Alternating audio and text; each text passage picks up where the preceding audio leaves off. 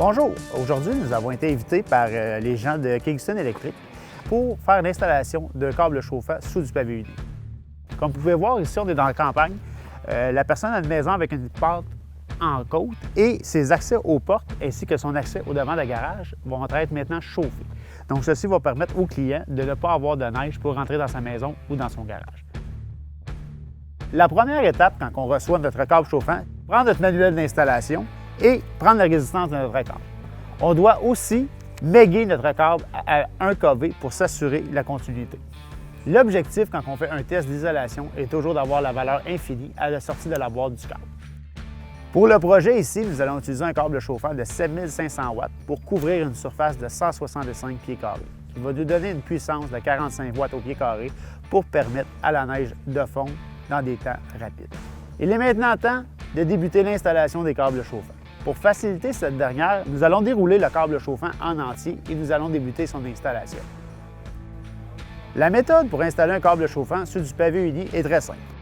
Le paysagiste nous prépare un fond de poussière de roche. Suite à ça, nous allons installer un treillis métallique sur lequel nous fixons notre câble chauffant avec des attaches de nylon, selon l'espacement requis qui a été prédéterminé. Dans ce cas ici, nous espaçons le câble chauffant aux 6 pouces.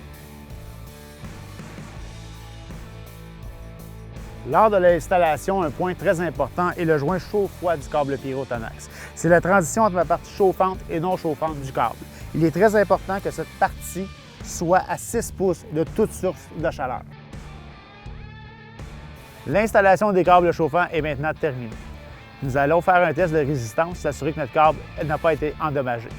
Suite à ça, le paysagiste nous prépare un grade par-dessus notre câble avec de la poussière de roche et nous allons reméguer notre câble avant l'installation des dalles de pavé.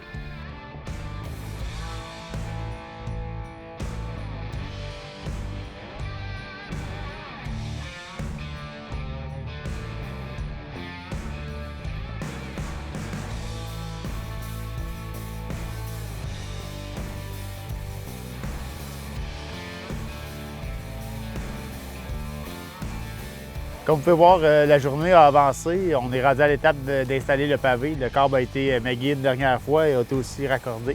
Toutes nos sondes de contrôle sont aussi rentrées au panneau de contrôle à l'intérieur. Comme vous pouvez voir ici, c'est le détecteur de neige aérien qui va permettre au système de partir et d'arrêter en fonction des intempéries. Toujours important de mettre le cavalier de ground sur le câble car on est protégé avec un disjoncteur de DFT.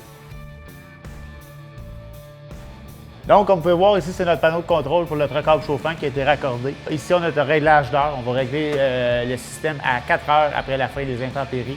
Et on va aussi utiliser une sonde de haute limite qu'on va régler à 70 degrés Fahrenheit pour une question d'économie d'énergie.